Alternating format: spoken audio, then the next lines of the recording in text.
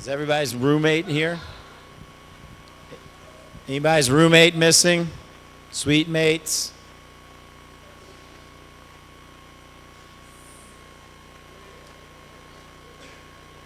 You guys didn't count off, right? You did? So we're missing 4.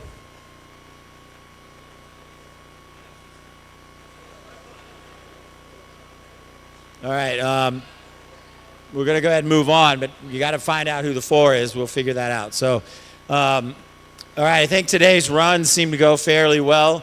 You got an idea of what we're trying to do. I didn't hear of any casualty. I think some people got stung by a bee, maybe. So hopefully you enjoyed the runs. Preview of what the week holds. Weather was good. Expecting the same thing tomorrow. How many of you guys have run Reddish Knob? So a decent number. So you need to kind of spread the knowledge about Reddish Knob. Okay, 5, 4, or 3 miles. Okay, it is all up until you get to 2 to go. Then there is some downhill and some flat. The hardest mile is mile 4 to 3. That is the steepest mile and the toughest mile, okay? The idea is not to walk. You'll have 1 hour to get to the top. So it's 1 hour to run 5 miles, 4 miles, or 3 miles, okay? Roughly you'll start running around 3 o'clock. Maybe a little earlier, depending on how the buses go up there, and you have to be done by 4 and be coming back down. You have roughly 2.5, 2.25 miles back down to the buses. You can run, walk. You have an hour to do that. We need to be on the buses, leaving the mountain at 5 o'clock to make sure we're back in time for dinner at 6. Okay, so talk to your counselors, get an idea of how far you want to go. The idea is your own pace, but if you can do it without walking, that's wonderful. But it is a mental challenge as much as it is a physical challenge. And that's what you're here to do, push yourselves a little bit. So think about that tomorrow. Big part tomorrow is what you eat for lunch. We go half hour earlier. But we're running, like I said, the earliest at 3. I think most of us are running at 3:30 today. So make sure you plan accordingly. Hopefully you're hydrated, all of that stuff. We'll go over more of it tomorrow, but just wanted to give you a heads up on that. All right, pizza orders were tonight. Hopefully you guys made those. They were at 7:30, so hopefully all those are done. You'll pick those up after the session. Seems like Team Challenge started as well, so make sure everyone's participating in that. You have questions, see Pete, he's in charge of that, or your college counselor. All right, tonight's session, we have 2 people set up to speak with you. I'm going to introduce the first one. It's Coach Connelly. He's been with us since 1993. He was a coach at Notre Dame, University of Notre Dame for 26 years. He's been at Carnegie Mellon for 10 years. He's coached teams that have been podium teams in the NCAA championships, many-time individual All-Americans, Olympians. He's done a wonderful job at all levels. He's worked with athletes at the top, Division I. He's got some of the top athletes in Division III. So he's going to give you a lot of information. I'm not sure what he's going to give you, but he's got a lot of knowledge from a number of years doing this at all levels, and I think you'll find it very useful and informative. So again, we ask you pay attention, no cell phones, things like that. Give your full attention to Coach Tim Connelly.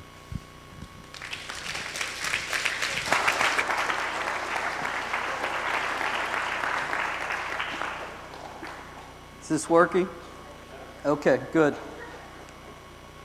Okay, like Coach said, I've been coming to camp.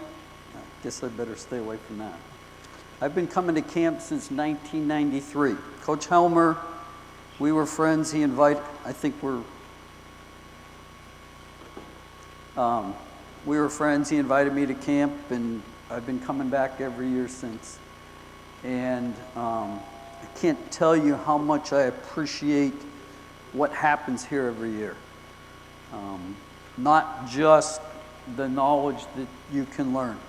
And I can honestly say I've learned more about our sport, about training, about competing, about building great teams, about leadership at this camp than at every clinic that I've ever, all the clinics combined that I've been to, all the books that I've read. So please, please, please pay attention this week.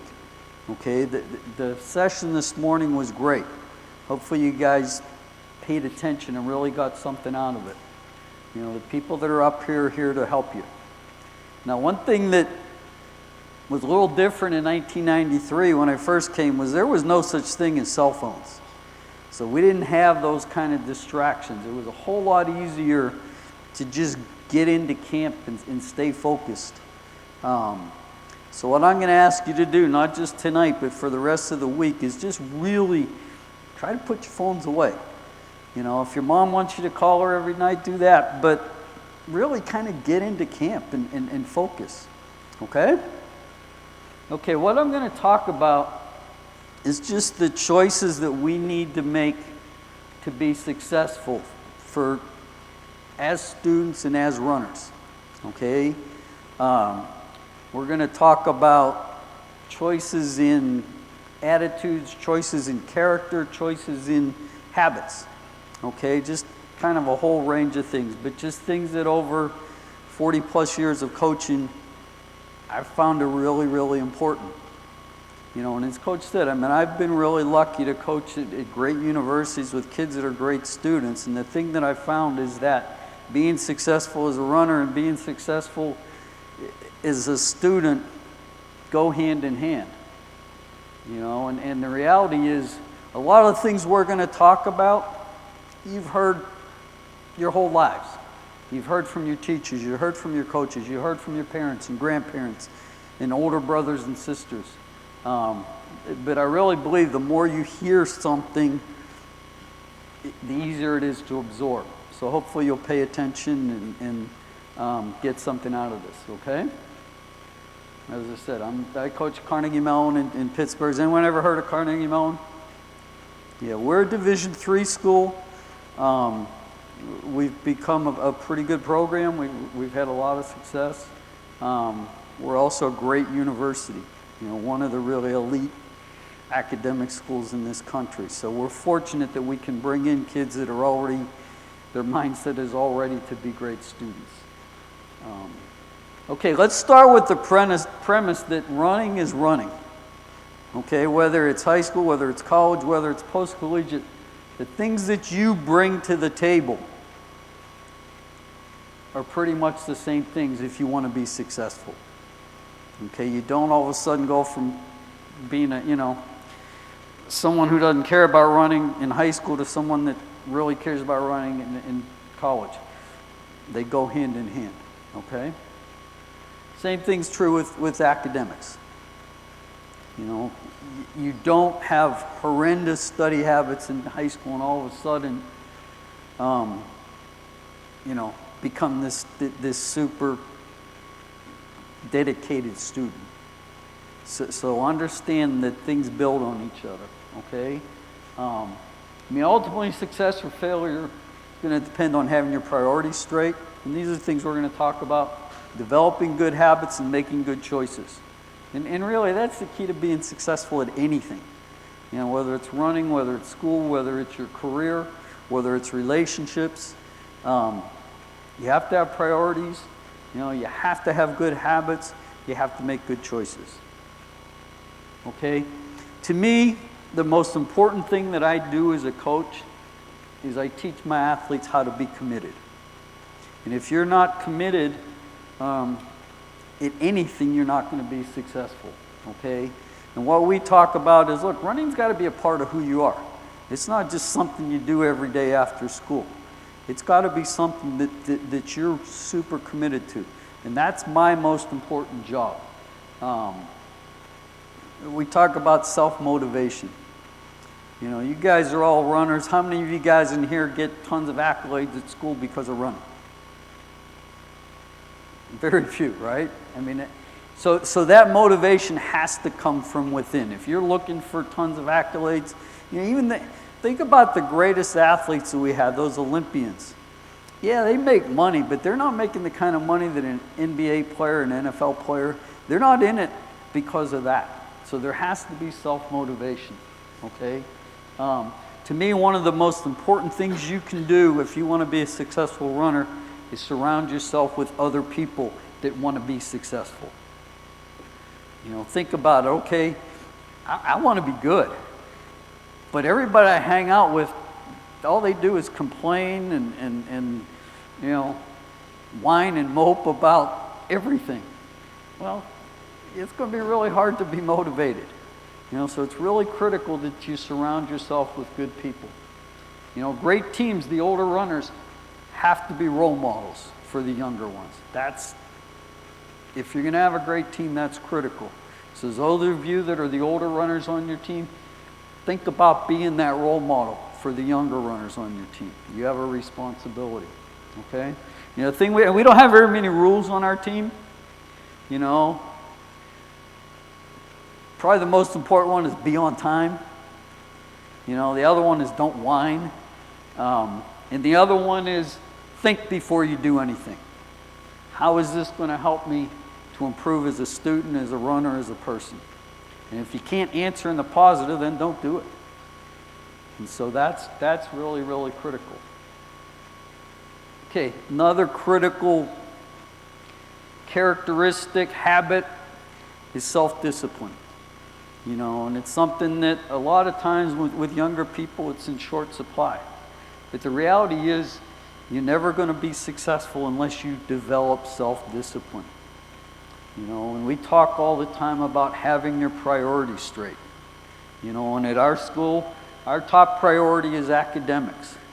Our next priority is running. You know, I tell every person I'm recruiting, look, if running isn't important to you, then this isn't the place for you.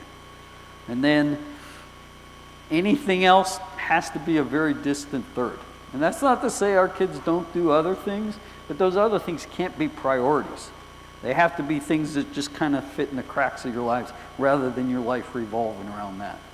Your life has to revolve around academics and running at our place if you're going to be successful.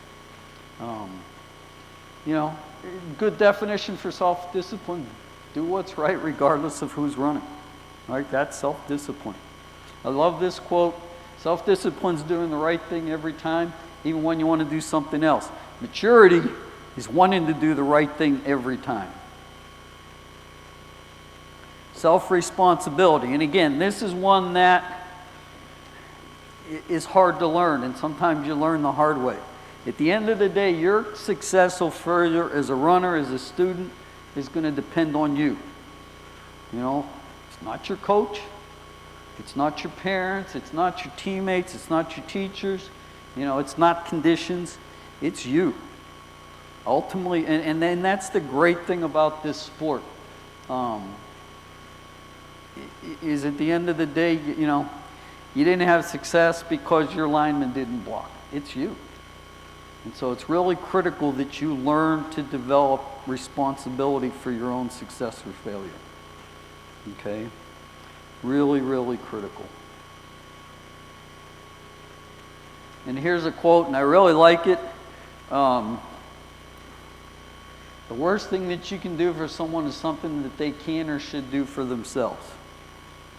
You know, it drives me crazy when I get emails from parents telling me that Johnny is really interested in my school. Well, Johnny should be writing that email to me, not their parents. You know, and when I send an email back, I address it to Johnny. And I tell the parent, make sure Johnny sees this. Have Johnny contact me. You know, it's like that with everything. And think about it. There's a whole lot of things you could be doing for yourself. So really don't fall into that trap of just, you know, always laying it off on your parents. Because ultimately, you know, your success as a student, your success as a runner is you. Work ethic. What we do is hard, right? Last night we heard a bunch of the counselors talking about how hard running is. You know, and the simple truth is this: if you don't have a great work ethic, it doesn't matter how talented you are. You're not going to be very good. There's a whole lot of really talented people out there that don't like to work, and they're not very good. You know, and at the end of the day, you have to develop great work habits. You know, back in the old days, and I'm pretty old, you know, my life wasn't that hard, but compared to life now, it was more challenging. You know, so what we have to do now is learn how to work hard in athletics, right? You know, everything else is pretty simple. So we've got to develop that work ethic. You know, you want to be that guy that, hey, he works hard at everything he does. Whether it's running, whether it's school, You know, he's the guy that is always trying to overachieve, or girl. You know, again, as coaches in here, we get it. This is really hard. You know, what we're asking you to do is really hard. When you show up after school for practice, we get it that you've had 2 tests today and you know, you were up late studying, but you still have to be willing to work. And so really, if you take anything out of this, understand that you have to work. You know, there's no shortcuts. There's no, just because the good Lord gave you a whole lot of ability doesn't mean that you're predestined to be successful. Patience. And again, this is huge. You know, great runners are made. Great students are made. They're not just born. You know, and it takes a long, long time to reach your full potential as a runner, as a student, as a person, as a parent. It takes time. You know, and being impatient is the thing that destroys a lot of people. You know, because we all have these preconceived notions of, well, if I do this, this, and this, I'm going to get this good. It's not the way it works. You know, and going back to commitment, talking about commitment, the one thing that's really critical is that you understand that it's a long-term commitment. All right, it takes years to become a great athlete. And so, you know, the person that goes into cross country, track, any sport, with the mindset that, well, I'll try it, and if I don't like it, I'll do something else. It's not the way it works. You know, because the reality is this, and whether it's high school, whether it's college, there's good days, there's bad days, there's ups and downs. You know, one thing we talk about with our freshmen will be coming in a few weeks, is college is reality, right? And a lot of people, and the counselors will tell you, right? They leave high school and they go to college and they think, oh man, things are going to be completely different. All right, I'm going to be this different person that, you know, I'm going to do everything great. Well, that's not the way it works. You know, the reality is the things that you were really good at home, that's what you're going to be good at college. And the things that you struggle with at home, those are the things that you're going to struggle with.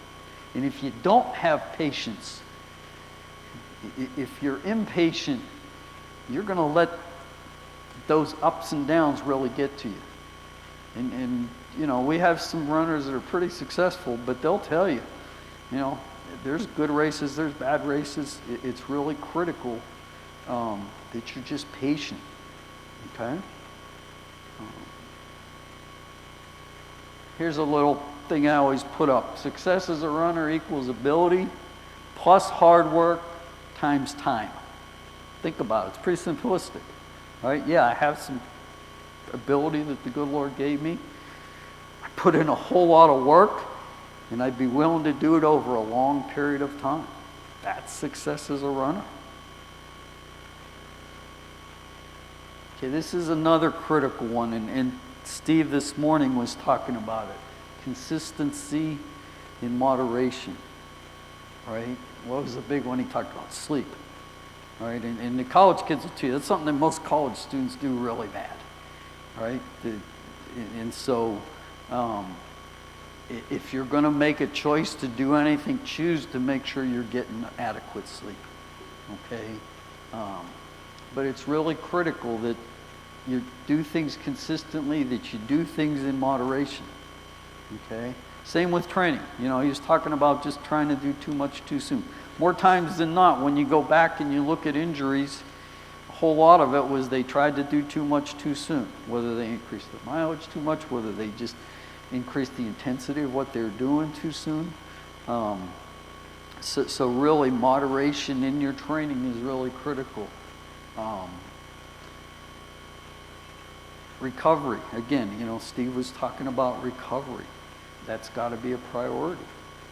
You know, a lot of time, I don't know if any of you guys have been to like coaching clinics and the coach stands up there and they talk about the workouts they do and all that. What they don't talk about is the recovery. You know, and the reality is that's the secret. You know, there's a lot of people can do the same workouts, but what you're doing in the recovery can impact if you're benefiting from it or not, okay? You know, obviously racing. You know, as a coach, we can control the racing schedule. And as a coach, I'm ultra conservative. We don't race that frequently. You know, some of the college kids will tell you it's a little different than high school, okay? The consistency and moderation.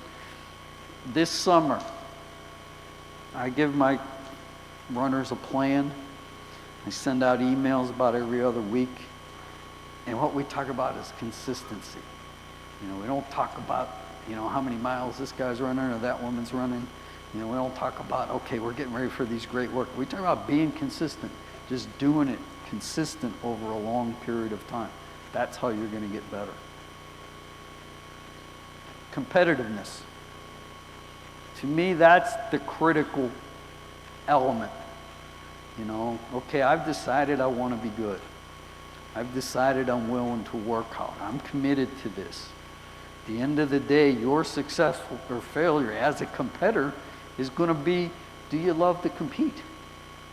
You know, and think about your teams. You have kids on your team that, yeah, they like running and they have fun coming to practice, but then when they line up on Saturday morning to race, that scares them, right? Well, at the end of the day, they're not going to be the ones that are super successful. You have to embrace competing.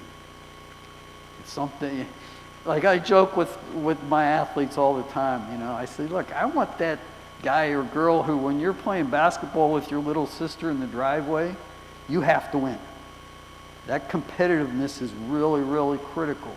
And it's something you can learn. Like, again, it's not something you're just born with. It's something that you learn. You know, so accept the challenge of competing against the very best. You know, like at our program, again, we're Division III, but we compete against D1 teams a lot. You know, we talk about not just being excellent, but trying to be elite. You know, and that comes down to being super competitive. Okay? The thing we talk about all the time is it's fun to be good. You know, it's fun to win. It really is. You know, it's no fun to go to a race and get pounded and sit on a bus for 2 hours going home. It's fun to win. Okay, so really think about, okay, how can I make myself more competitive? How can I learn to accept the challenges? You know, and think about this, okay, I really want to run in college. All right, now I'm on a team with guys or women that are better than me. You know, there's going to be a whole lot of workouts where I just get dropped. All right? If you're a competitive person, what are you going to do? That experience is going to motivate you to get better. You're going to go back and figure out a way, okay, just ran 5 times a mile and they dropped me after 2. Okay, next time I'm going to hang for at least 3. And that's how you get better. But again, if you're not competitive, what happens when you get dropped? You just kind of get crushed, you know. So learning to become competitive is really, really critical, okay? One thing I talk with my athletes all the time, and again, I'm dealing with a whole bunch of, you know, super academic people that look at everything through the lens of school, right? And the one thing that we try to break, they look at that race at the end of the week as the exam, just like the exam at the end of the week in school, right? And it's not, it's the reward, right? And so if you're that person who looks at, you know, the race at the end of the week is, okay, this is going to determine whether I did this week right or not, don't do that. You know, look at it as the reward. I get to compete this week. And that's one of the reasons we don't race a lot, is because I don't want it to become monotonous. I don't want it to become just it's Saturday morning, we're going to line up and race again. So really develop that mindset that, you know what, I get to race at the end of the week. It's the reward. It's not the exam. It's, you know, it's not the punishment. Okay, and this one's a huge one. And it's something that, talking to other coaches, talking to teachers, talking to like the counselors at our school, is unfortunately in really short supply right now. And that's learning to deal with failure, being resilient. Because the reality is, as an athlete, you're probably going to lose more than you win. Like we've all seen the Michael Jordan video where he talks about he's missed more shots than he's actually made, right? How do you deal with failure? And the reality is you're never going to reach your full potential unless you take the risks and put yourself in a position where you're going to fail. If you're always comfortable, if you're always safe, you're never going to reach your full potential. So it's really critical that you learn to deal with failure. Do you use that failure as motivation, or do you just kind of lower your expectations? Oh, well, I'm just probably not that good. It's really, really critical to develop that. So again, you have to be willing to take risks, but you also have to be willing to learn from the consequences. That's just huge. And again, none of this stuff is stuff that you haven't heard from your coaches, from your teachers, from your parents. Respect. This is a huge one. The most important one is self-respect. Remember earlier I talked about, before you do something, think about it. How's this going to help me? Well, if you really respect yourself, you're going to go through that process. Self-respect is huge. Respect authority. And again, that's something that these days doesn't seem to be quite as hard, fast, and absolute as it was not that long ago. Respect your parents, respect your teachers, respect your coaches, respect the law. Rules are there for a reason. Rules are there because someone figured out that, hey, this is for the good of all of us. So learn to respect. Okay? Respect your peers, respect your teammates. We all know people that are just great teammates, right? That guy or that girl that just, man, they keep things together. Learn to respect your teammates. Respect your opponents. Don't fear them, but respect them. Even if you're the best team in the state and you're running against, some local team that isn't very good, show respect to them. Respect our sport. How do you respect our sport? Learn about it. Become a student of it. The Olympics start on Friday. Track starts a week from Friday. Learn about it. Really take the time. If you want to be successful, take the time to learn more. Read. Watch YouTube videos, right? I mean, there's thousands of them out there of different workouts and things like that. Learn about the sport. Become a student of our sport. Okay? Become goal-oriented. And this is something that, again, I send emails. Now we're going to start talking about goals for the year. And in the fall, we mostly talk about team goals. We think we can do this at our, win our conference and win our region and place X at the NCAA meet. Set goals for yourself. Make sure that they're realistic, right? Make sure it's a goal and not a daydream. If you're if you run 5 minutes in the mile, it's probably not realistic to expect by May to be running 4 minutes, right? Set realistic goals. Have intermediary goals, right? I'm not going from here to here. There's steps along the way. Plan those steps, okay? And again, the thing we talk about all the time is team goals. Be that person that is willing to do absolutely anything for your team. you know. And again, the quote at the bottom, the tragedy of life doesn't lie in not reaching your goals, but in not having goals to reach.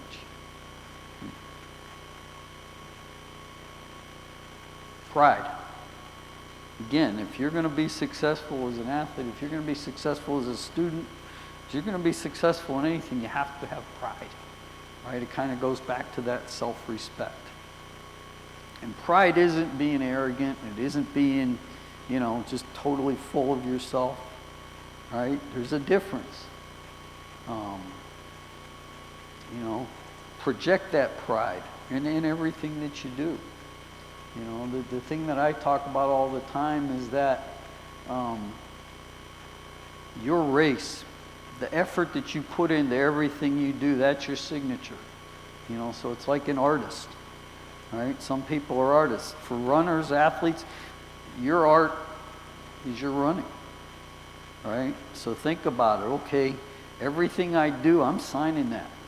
My name's on that. Have pride in everything that you do.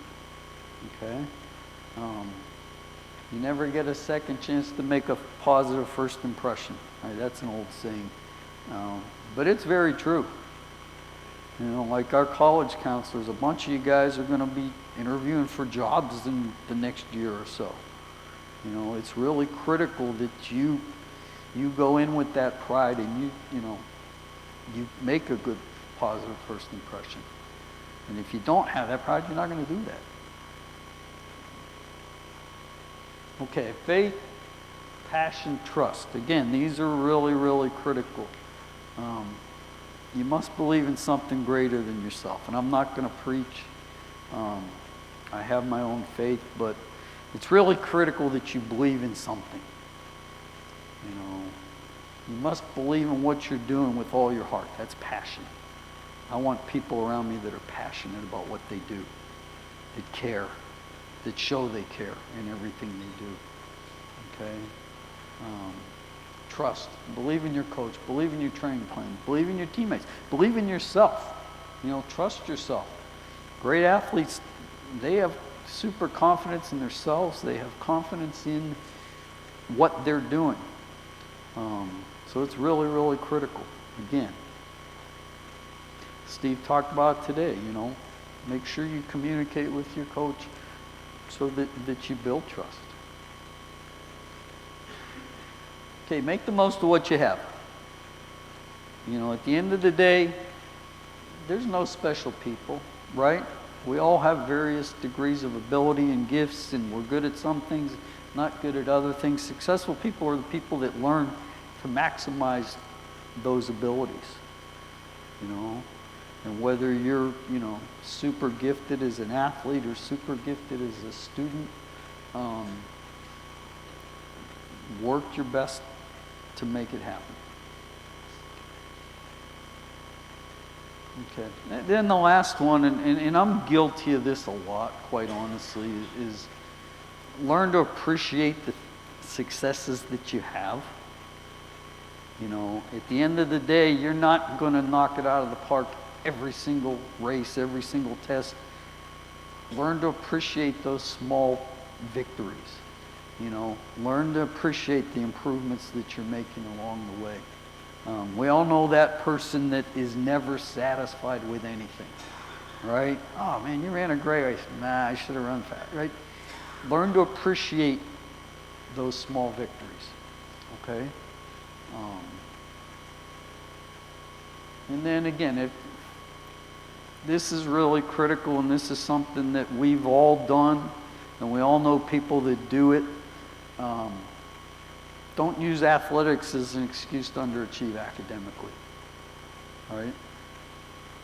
I mean, again, like on my team, I have 25 men, 25 women. Right? And we always have ones that, well,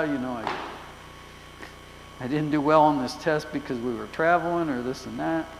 At the same time, don't use athletics as an excuse to not succeed, or don't use academics as an excuse to not succeed athletically.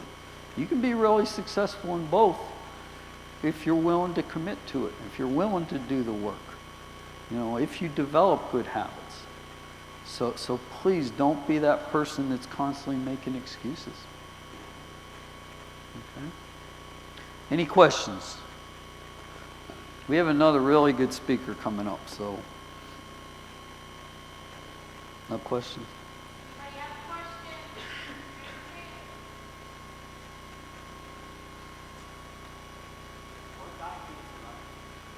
What got me into running? I'll be very honest. I love basketball. And growing up, I played basketball. And my goal in life was to be the point guard of the Boston Celtics. But I stopped growing at 5'7".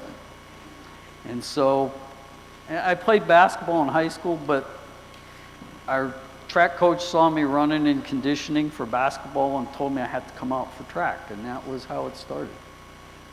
So, and eventually I figured out that I was a lot better at running than I was at basketball. So, and that's the truth. Yeah, when these kids start reaching out to coaches like you, Mm-hmm. What do you want to hear from that first contact that shows them that they're a good fit for your program? Well, here's two things. One,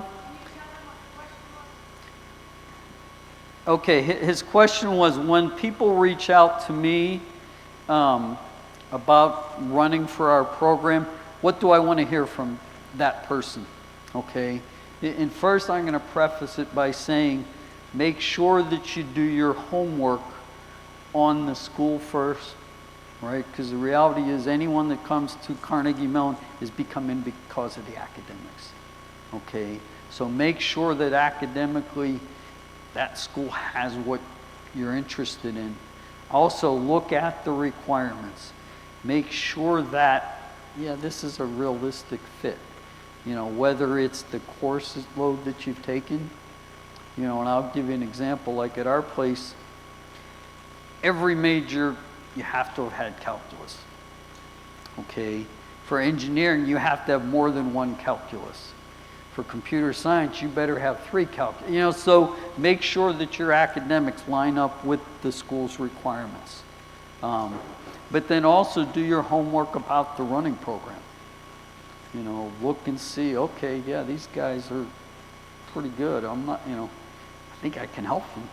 Or, man, I'm not sure, you know, like, you know, if you're a 420 male miler, you're probably not going to go to Oregon, right? So make sure that you do your homework on both, and then tell me about yourself. And I respond to literally every email I get, right? And some of them it's, you know what, you're really not a good fit academically, or, you know what, you really can't be a contributor to our team. You know, you just haven't run fast enough. So, you know, but you know, reach out to the coach. That answer it? What do you say to athletes who struggle with pre-race anxiety, other than the fact that I did? Well, I mean, we do a lot of things, and it's very individual. You know, is it someone who has a whole lot of ability and is just lacking self-confidence? You know, okay, let's talk about what you've done to get to where you're at. You know, and then what we try to do is kind of break it down into, all right, let's do this. You know, just, again, it's very individual, but I don't know if that answered your question or not. But again, a whole lot of the kids that have that pre-race anxiety, it's because they have that test mentality. This is the exam. And you know, just like, but the thing I say too is, look, if you go into an exam scared to death, how are you going to do? You know, there has to be that kind of level of, yeah, not fear, but motivation more than anxiety. Yeah, I don't know if that answered that or not. Yeah. Anyone else?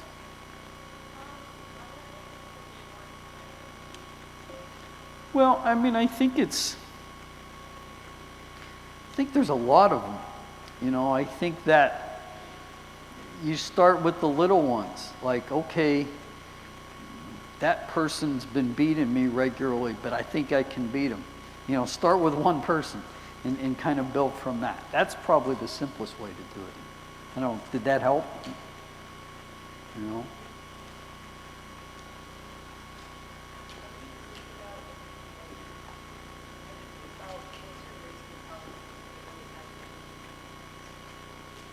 When you don't have anyone to compete against? Well, I think what you've got to do is hopefully you and your coach have sat down and said, okay, this is what we're trying to do. These are our goals. This is how we're going to approach it. You come up with a plan. You know, that's one of the challenges of high school running is you guys race so much, and some of them are kind of throwaways. And we don't do that at our level, but you've got to have a plan. You know, just, all right, my goal is to run this time. But understand that when you get to and the thing I tell my athletes all the time is, look, the first thing you have to do as a competitive athlete is learn to beat people and learn to win races. And then as you run against better people, you carry that same mindset into it. You just have to run faster to beat them. I don't know if that helped or not. Anybody else? Yeah.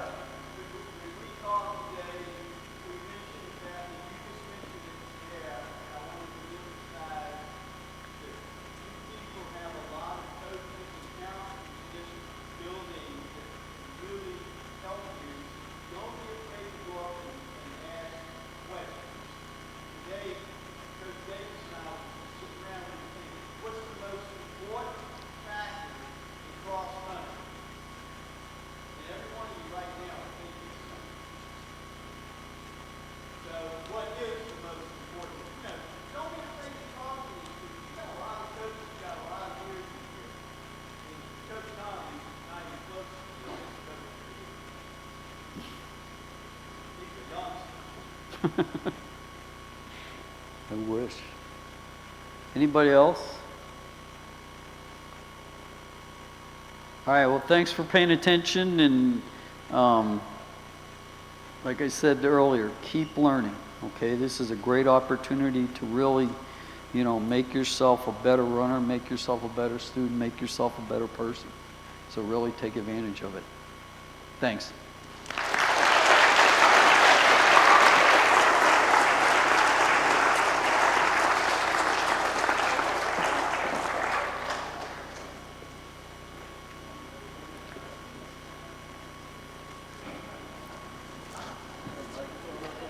There is this, here, let me turn this one off.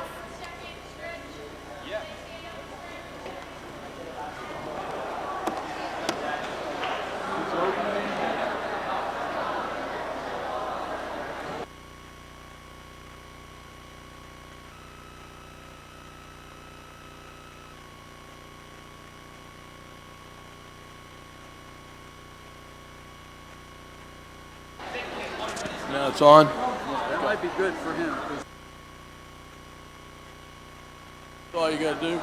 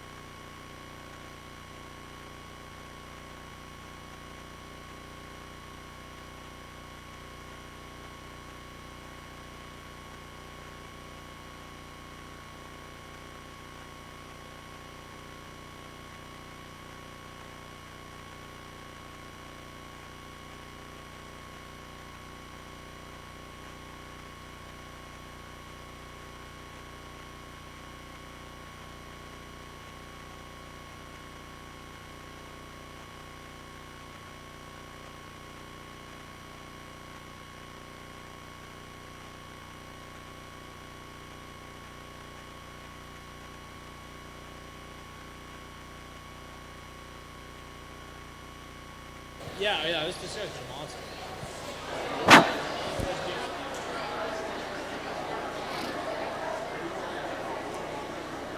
Hey, I usually don't start until you get quiet. Yeah, put the phones away. So you get quiet because I get to introduce the next person. It's pretty special. 2006, most of you probably weren't even born. I get to start coaching the gentleman coming up next. I try to make him a distance runner because I get accused of making everybody a distance runner. But it didn't work. So it took me about a year to get smart. And then he proceeded, by the time he graduated, to jump 24 feet, 1.5 inch, about 49 feet in the triple jump. End up being an Olympian in the triple jump. And, I think it was because of his distance background. So, but I'm going to let him explain all that to you. Olu's going to come up. He's an amazing young man. He's been part of my family since about 2006, 2007. And if he comes to town and he doesn't call my wife, he gets in a lot of trouble. So this young man's very, very special. He's going to get ready to go over to Paris and do some photo stuff. But I'm going to let him talk about his career. So I'm not going to waste any more time. I'm just going to have Olu come on up now.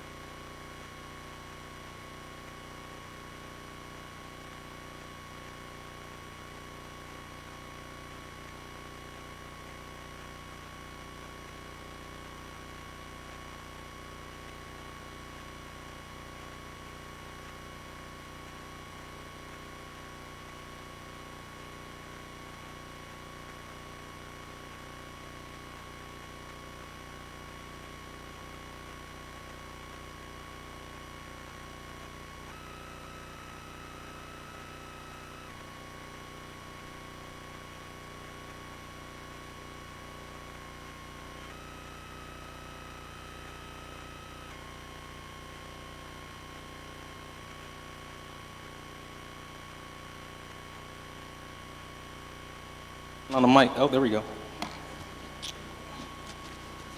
All right. So, my people, I am Olu. My full name is Olumide, and as you can see on this presentation, I'm going to go through the presentation. I'm going to go through a couple slides here. But as we get started, I first want to say, even before anything else, how many of you guys and girls were here last year? Just for a show of hands. Okay, so you guys, some of you know who I am, right? And how many of you are, well, let's see, let's just get a distribution of where you guys are in school. I know the counselors are down here, correct? And then how many of you guys are freshmen going into high school? Sophomores, juniors, seniors? Okay, and that means how many of you are 18 years old? Wow, so I was officially here before any of you guys were born. Thanks for making me feel old, appreciate it. But jokes aside, I wanted to start with saying, as Coach Davis said, I'm part of his family. Coach Davis is part of my family. And I'm sure most of you guys have heard about Coach Helmer, one of the co-founders of Blue Ridge Running Camp. And if it wasn't for Coach Helmer, none of us would be here. So I wanted to take a moment to both give him and Coach Stanley Morgan. Everybody remembers Coach Morgan from last year? Couldn't go into the cafeteria without seeing Coach Morgan. So I want to give both of them their flowers, send their families our condolences. These are two men who really helped shape who I am and as I stand on this stage. And I can't overstate the impact they've had on my life. I might get a little emotional, so give me a moment. But I just want to give a quick moment of silence for them because their impact really lives on to everything we're doing here.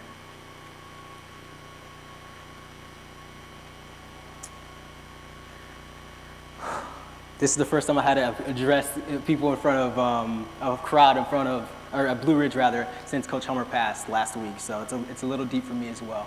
But yes, as Coach Davis said, we're going to pick up the energy a little bit. As Coach Davis said, I am from Mountain View class of 2008. How many Wildcats do we have in here? Sheesh, time has changed. Okay, well, that's cool, that's cool. So as you can see up here, I graduated from Mountain View in 2008. I graduated from Indiana University in 2012. I am a 2016 Olympian in the triple jump where I represented Nigeria. And right now, this is my 8th visit to Blue Ridge Running Camp over the course of 18 years. My first 2 times were here as a camper. Then I was here 2 times as a counselor when I was at IU. Then I was here, or have been here, first time was speaking was in 2016 on this stage, a couple days before I headed to my first Olympics in Rio. And that was a magical moment for me, because obviously it was a big goal to make it to the Olympic Games, which I will get more into in this and further into this presentation. And now this is my 3rd year consecutively coming back to speak. And each time I come up here, it's such an honor. And I mean that in the truest sense of the word. I think if you guys were here hearing me speak last year, you know that I speak from the heart. So I wanted to lay a couple ground rules first as we get into this. 1, this is a safe space, as safe as it can come. So when we have an extensive Q&A session at the end, I want everybody to, while I'm speaking, be thinking of things you want to ask. We're going to make this as interactive as possible.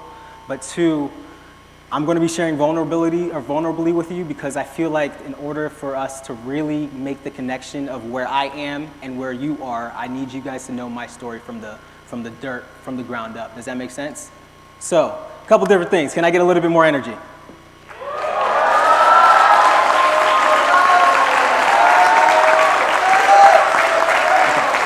I like that. I can work with that. I can work with that. So I need that throughout this whole time. Last year when we came, it was right after Reddish Knob. And I was a little bit mean. I had you sitting on the gym floor and you were tired. But this time you haven't run Reddish Knob yet. So there's no excuses for the little mopey dopey, okay?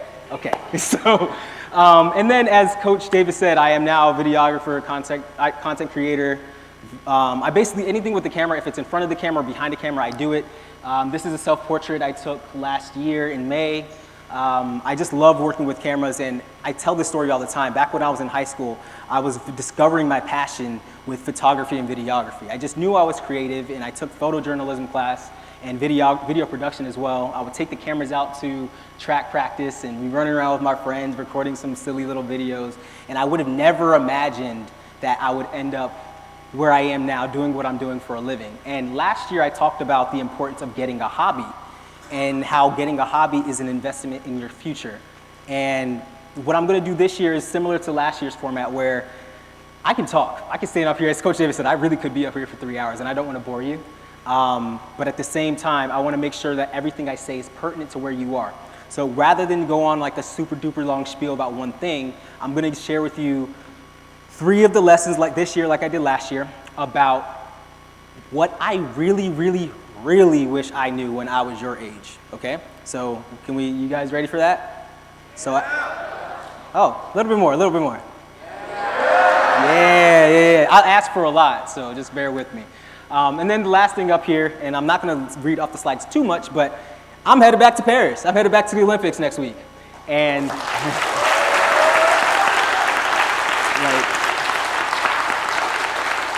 it is, when I say it is a dream come true all over again to go back to the Olympics to do something completely different than what I was doing the first time, I can't overstate that. But again, let me not get ahead of myself. I'm gonna get through the slides. I'm gonna show you some media, some pictures that I've taken, some pictures of me throughout the years, and then we'll touch on all the points that I've mentioned in this first intro. All right, so my mission statement is simple, and I first discovered this after coming back from the Rio Olympics in 2016. And I went to the National Museum of African American History and Culture. Anybody been to that museum in DC? Yeah, so have you guys been to the sport exhibit on like the 3rd or 4th floor, I think it is? Yeah, you guys know what it is. So when you walk up in there, what you'll see, if you look very closely in the Olympics section, there's a quote.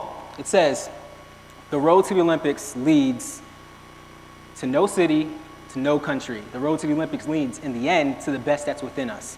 And it's a longer quote, but who here knows who Jesse Owens is?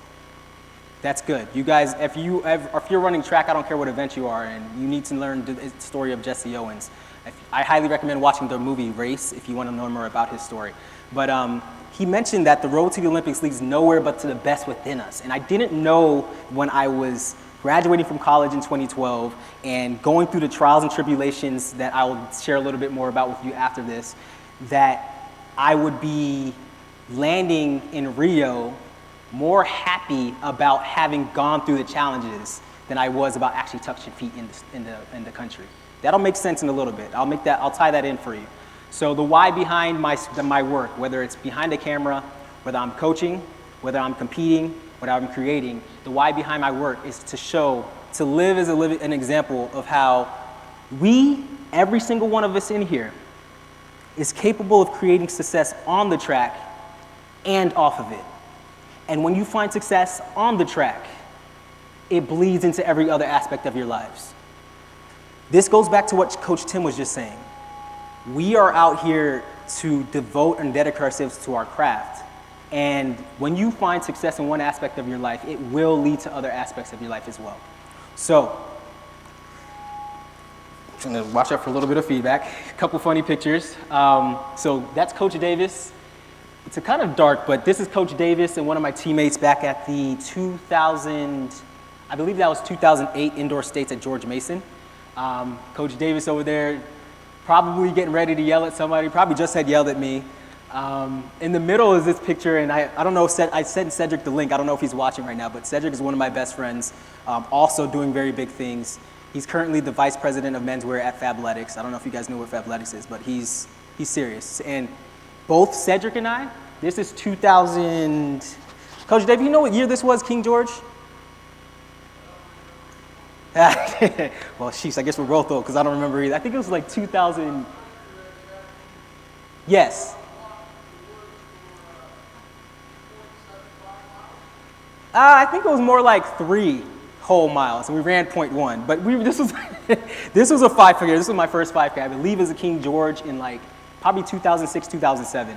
And yeah, it was fall 2006 as a matter of fact.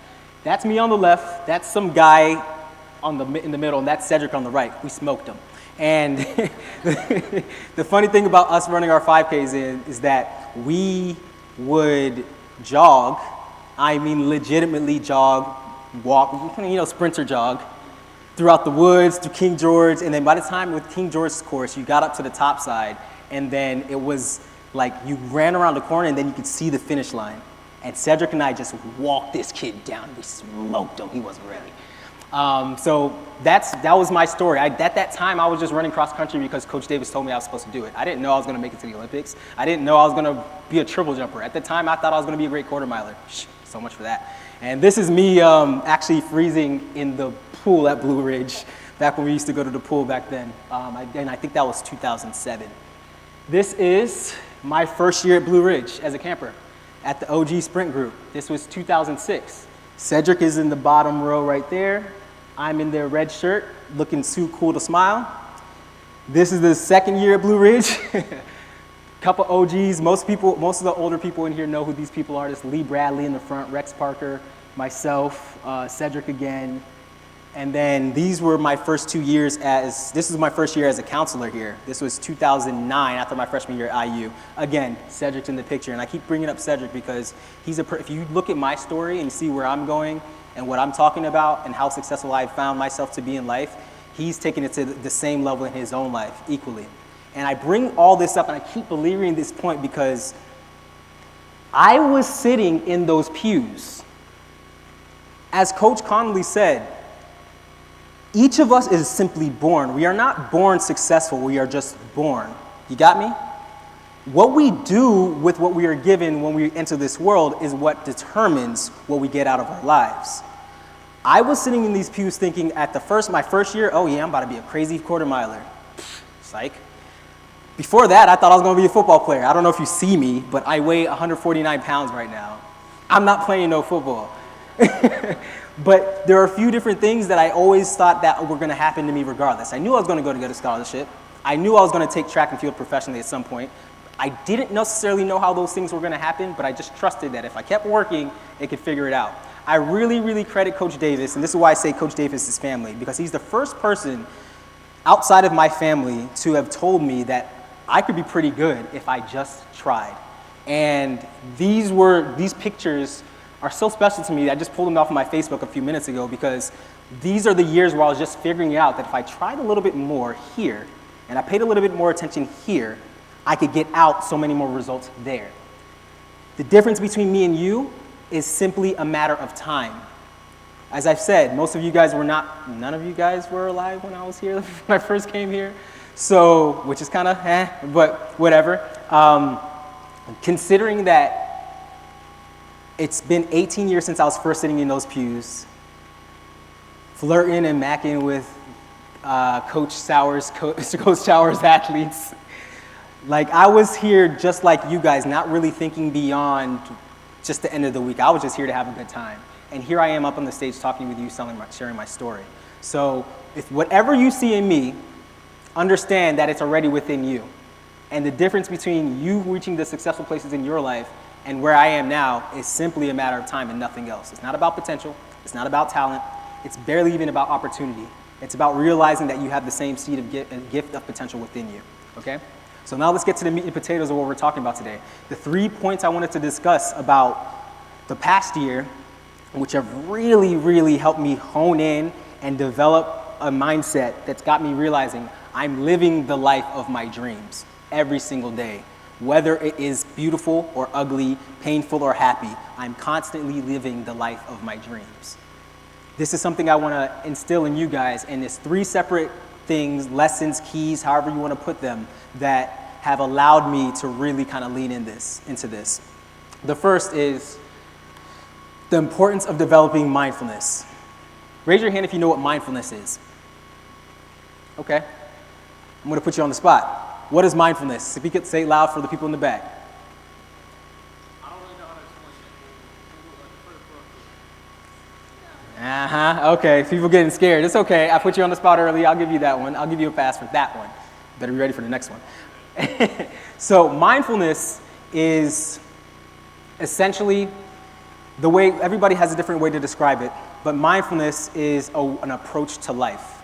The way I define mindfulness is the ability to learn and observe from the full range of your emotions without attaching yourself to the outcome of what those emotions might mean, while also not judging whether those emotions are good or bad.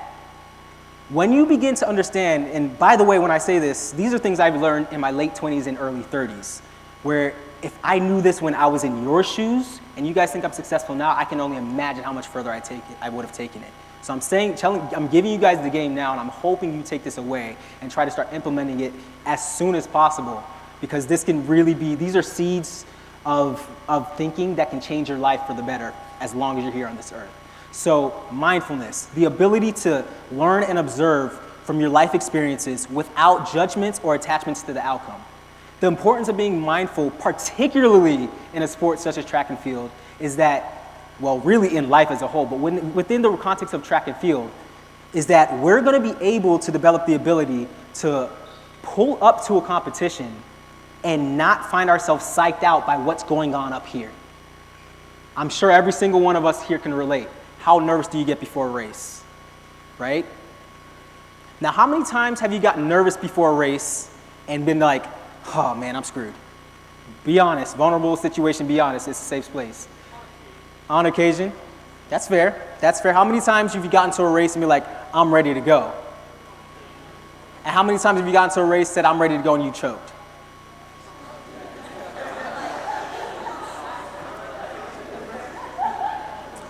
Exactly my point. You didn't see that one coming. Threw a little curveball in there. So the reason why I bring this up is because when we learn to see that emotions are just information, period, point blank, full stop, emotions are just information, we can take the idea that this is a good emotion to have or this is bad, we can just see that the information is giving us what we need to know, right? So for example, if I am getting to a track meet and I'm like, oh my goodness, heart thumping through my chest. Okay, my breathing's getting kind of light. Oh man, I am so nervous here. This is bad, I'm not ready to perform. Well, you've kind of written off your competition before you started. Now, if you get to the same meet, feel all the same physical sensations, but then realize, oh, I'm simply nervous. All of a sudden, you're taking the power out of your from your emotions and taking the power out of them from being able to alter what you do in your performance. And the point of this is, we're starting to learn how to create a space between what we experience and our response to what our experiences are. You guys know what a stimulus center is? You guys are all in school, so stimulus response. Does that sound familiar? What's a stimulus? Someone raise your hand. Stimulus, what's a stimulus? Speak aloud, say it with your chest. A stimulus? Oh, you're thinking, okay, so I'm thinking stimulus in terms of the context of, hey, you're brave, you raised your hand, I like it. Someone else, what's stimulus? What's a stimulus? Oh. There you go. A stimulus is an external force that provokes a response. Well, a stimulus can also be an internal one. I'm going to add to your definition. A stimulus can also be an internal situation that evokes a response. Now, if you're an animal, if you're a dog, if you're a squirrel, you're going to experience a stimulus like, for example, if you hear a loud, what's a good example? If you're a dog and somebody here have a dog in their house, you shake the food bag, what happens? They come running, right? So just like a stimulus of the food bag shaking elicits the response from the dog to come running with their mouth drooling, we as humans can acknowledge that we have consciousness, which separates us from other animals, which means when I experience a stimulus, I can become mindful and create a space between my response. Rather than automatically responding or reacting, I can then choose a response.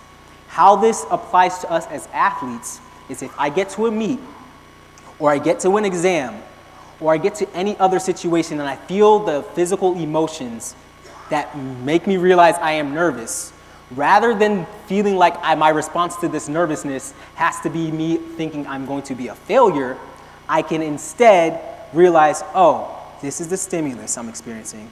How am I going to respond knowing that I'm nervous? You can take a seat. You can sit and breathe.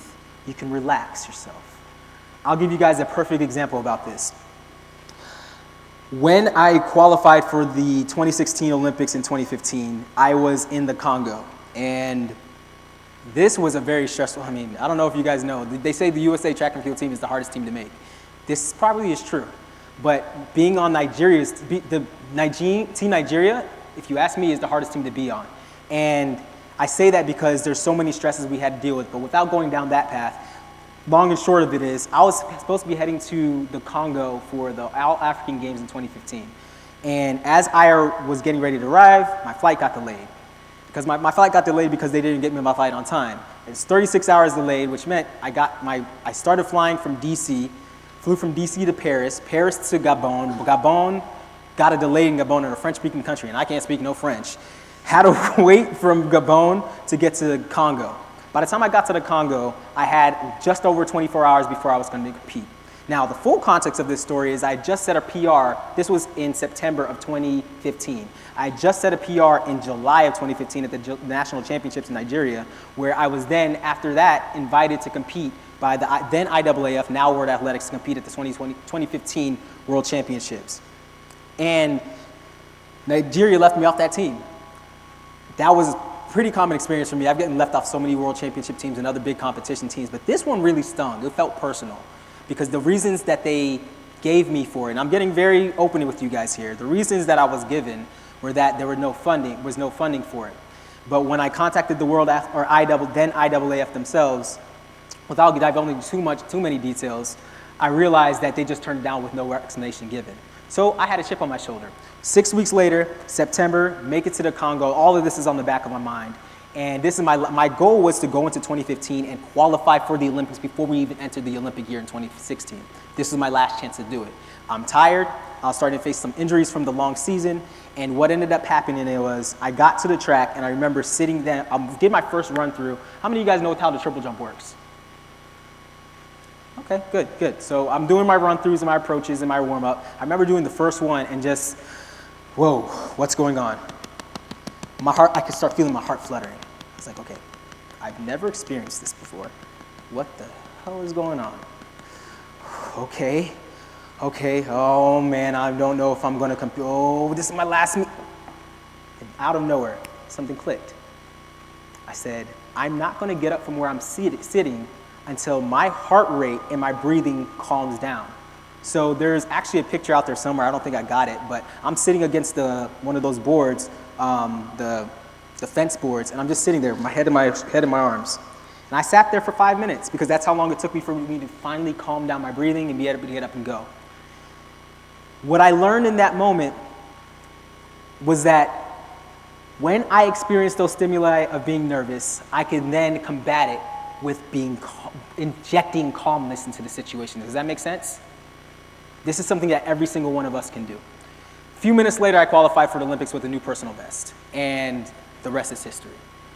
So I would just want to stress the importance of developing a mindful approach in your sport and understanding that that's going to apply to everything else you guys do in life, especially if you start it now in high school. And if you're in college, it's not too late, okay? So we're going to go on to the next one. So that's one, developing mindfulness. Your emotions are a natural part of being a human. 2, remain open to every and all opportunities that present themselves to you. Our sole responsibility in life is not to determine how we get to where we want to go. It's simply to determine where we want to go. We determine where we want to go in terms of our goals and our dreams and our ambitions, and we must trust that life will present us with these situations. Now, for me, again, when I was your age, I didn't really have the mindset I have now. But over time, what I learned is if I just trust that where I want to go, I'm going to reach my goals regardless, then I can just trust that the situations that present themselves to me are just a process of meeting that goal. Does that make sense? It makes logical sense, right? Let me walk you down memory lane. Back in 2006, again, met Coach, first my first full season with Coach Davis. He mentioned, hey, you should go to this running camp over the summer. This running camp over the summer. And I was like, okay, sure. But my mom was a single mother, love her, always been right there for me and everything. She spoiled me even when I was a kid. But I knew it would be tough for her to afford for me to come to this camp. So, as I always did, I had to get crafty and I had to sell the camp to her. I was like, Mom, if you get me to this camp, there are going to be college coaches there. And if I go meet a college coach, I could get a scholarship. And if I get a scholarship, you want to pay for school. I was just talking. I didn't know. I was just BSing. I'm like, this is not going to really happen. I just got to get to this camp. All my friends are going. Well, I went to the camp, and that's when I met Coach Helmer. And I remember that was Coach Helmer was getting ready to go to his first season at Indiana. And I remember Coach Helmer saying, do you know what the mascot of Indiana is? And I was like, at Indiana University is? And I remember thinking to myself, is that like a Hoosier or something? What's a Hoosier? That ain't real. I don't know. And I told him, I don't know. Turns out he's like, yeah, it's a Hoosier. I'm like, oh, huh. That is going to play out in another point that I'm going to make later. I'll come back to that point. So, turns out that was the year I met Coach Helmer. Calendar year later, Coach Helmer was sitting in our family living room offering me a scholarship to Indiana University. That's just one story. Fast forward, I got to college.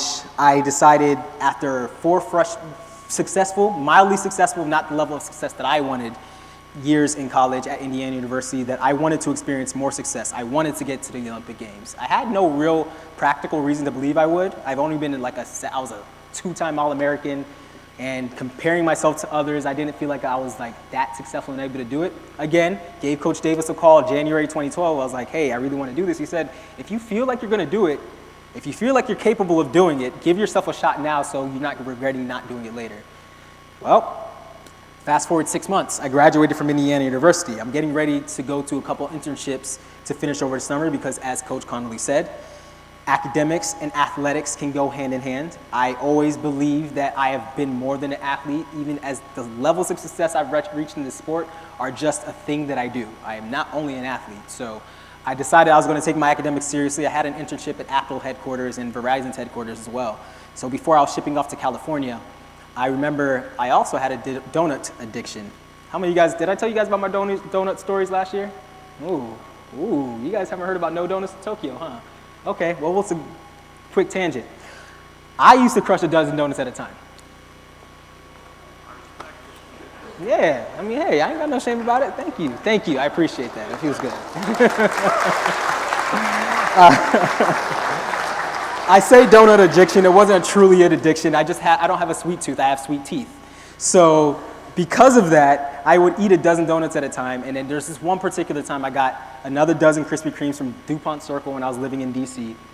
And I had eaten the full dozen, I had gotten like through 6 donuts. And for whatever reason, of all the dozens I had eaten in my life, that one hit my stomach like nobody's business. It was like a bomb had dropped. And I was laying on the floor, I'm just like, oh my God, why am I doing this? Why am I going through this? Why is this hurting? And out of the blue, thought came to me. Is this how an Olympian would eat?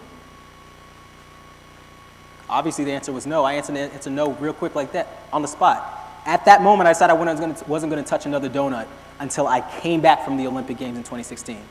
Fast forward 4 years, I made it to the Olympic Games in 2016, came back and got my donuts.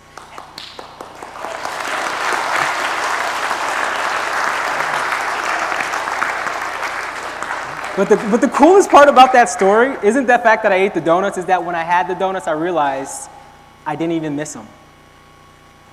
I found meaning in something that was seemingly so insignificant, and by relinquishing my dependency on them for like sugary satisfaction, I ended up realizing that I can choose what I want to use as an opportunity for my own growth. And that goes back to my point.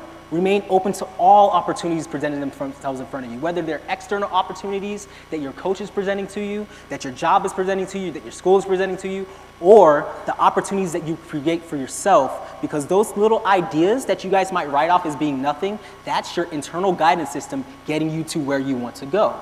Going back to my point, when you trust that life is continuously leading you to the places you want to be, those little thoughts that come from inside no longer seem insignificant. They all of a sudden become data. And that data, just like any other scientist, is going to show you how to code your way to your future. Okay? So you can train your mind to believe that you're continuously being led to your dreams. And at this point, I kind of know that I've been on this kind of path, my journey for, I guess, 33 years technically, but I've been really digging into my own mindfulness for the past 8 years. So I entered 2024 training for the Olympics, thinking I was going to triple jump again, and wanting to, but also realizing that the career I'd built for myself that was letting me travel around the country, shooting, creating photography, and all these other really cool things, I didn't want to sacrifice that to go back to doing what I had already done on the track. So I decided, I don't know how I'm going to get there, but I'm going to be in Paris. I don't know if I'm going to be there competing. I don't know if I'm going to be there creating. I just know that I'm going into 2024. At some point, I'm going to line up back on the track. I don't remember who it was, but somebody here last year asked me if I was going to compete again in 2024. And I said, don't be surprised if you see me on the track. At the time, I thought I might be on the track triple jumping. It turns out I was on the track wearing a weight vest, of all things, at Hayward Field at the Prefontaine Classic in May, running a race against other members of the media. I can't make this story up. When you open your mind to all opportunities that present themselves to you, life will present you information and situations that are far beyond your imagination. I never thought I'd be at Hayward Field running a 400, but here I was doing that at the pre-classic on international television. So always remain open to the opportunities that life presents to you, whether they come from externally or internally, okay? Because that's your internal guidance system telling you where to go. And the final point I want to make, because I really want to save a lot of time for everybody to really feel like you can ask me all the questions you have, so I hope you guys have been thinking your questions out, right?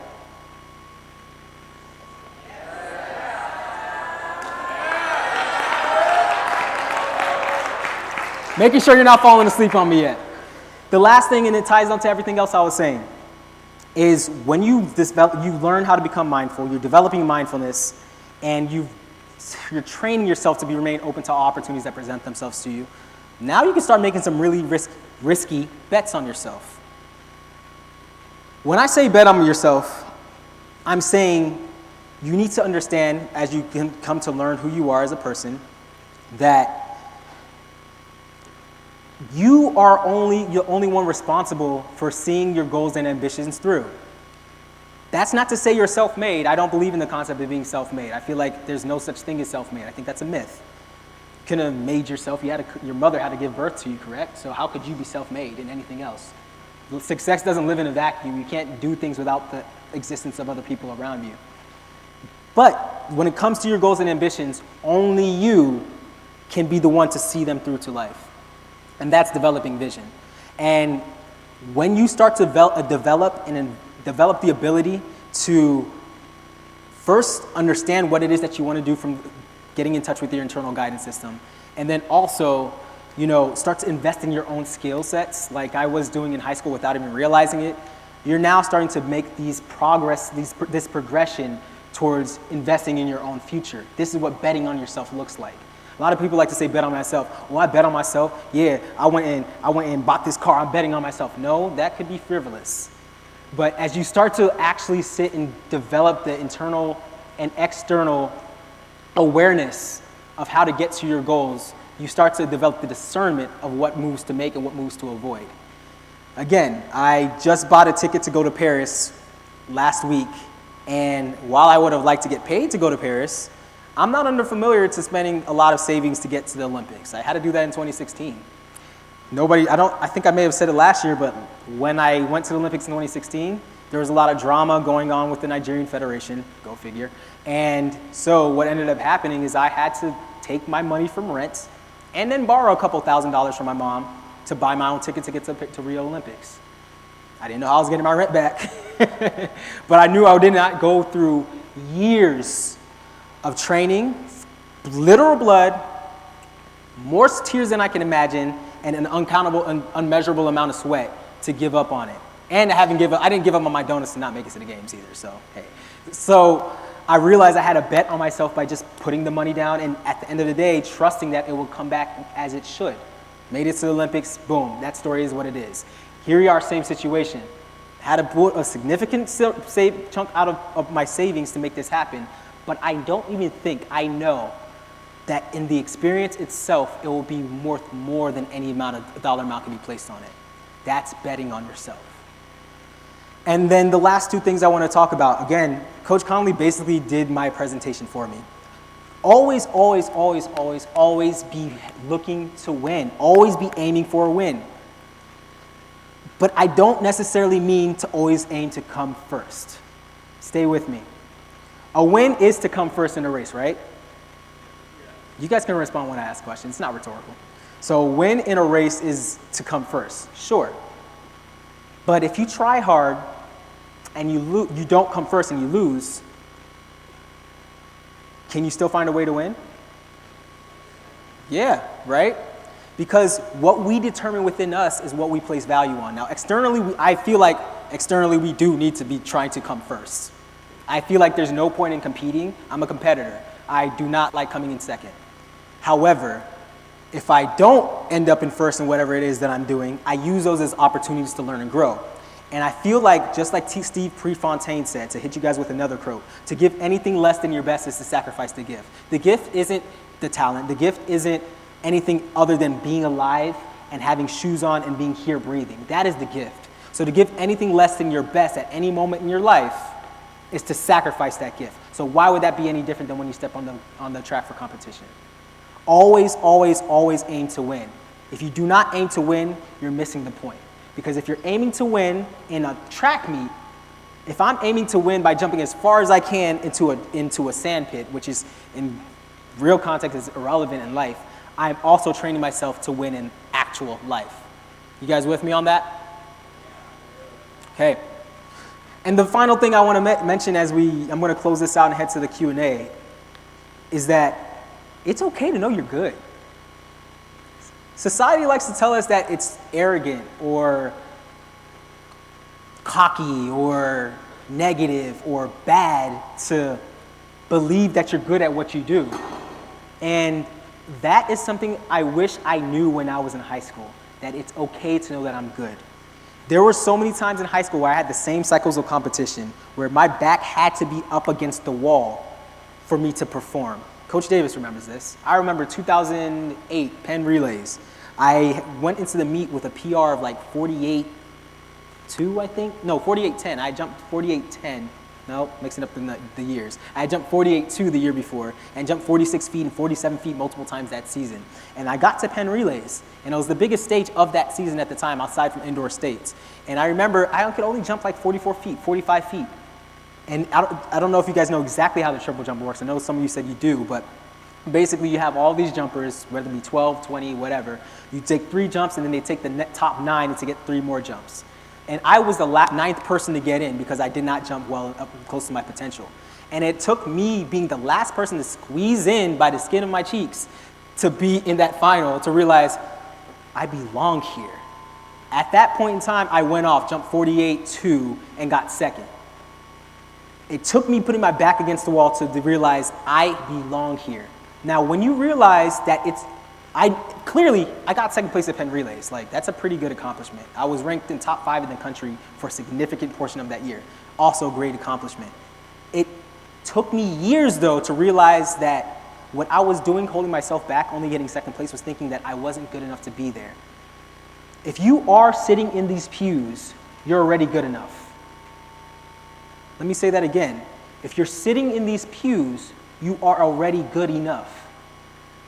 So when you start to believe this for your own self, enter whatever space you enter with the confidence of knowing that you are good. There's a difference, though, from saying knowing that you're good and putting other people down. And I think because we don't make that distinction as a society, that both we can know that we're good and we don't have to put other people down in the process, that's why we don't like to actually walk around with our chest out like we know that we're confident, knowing that we're good at what we do. So I want every single person in here to realize, regardless of your results on paper, if you're here, you're already doing more work than the people who are not here. Know that every single one of you is good at what you do. Don't put other people down, lift other people up. That makes you even better at what you do. Okay? Okay?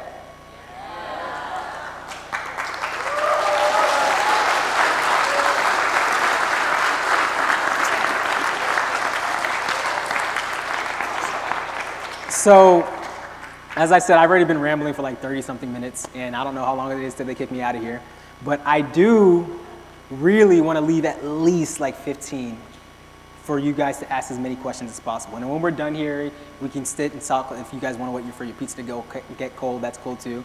We can talk as much as you want. Like I said, I'm one of you. Like, I'm really one of you. I'm up here acting poised, but I'm a kid at heart. So I want to engage with you guys and, really get into the nitty-gritty of what you guys have on mind, okay? Lastly, this is my contact information. I'll leave this up here if you guys want to get in contact with me. Also, YouTube, I'm on YouTube as well, and Instagram. That's where you'll be able to see all the stuff I'm posting and creating in Paris. Thank you very much.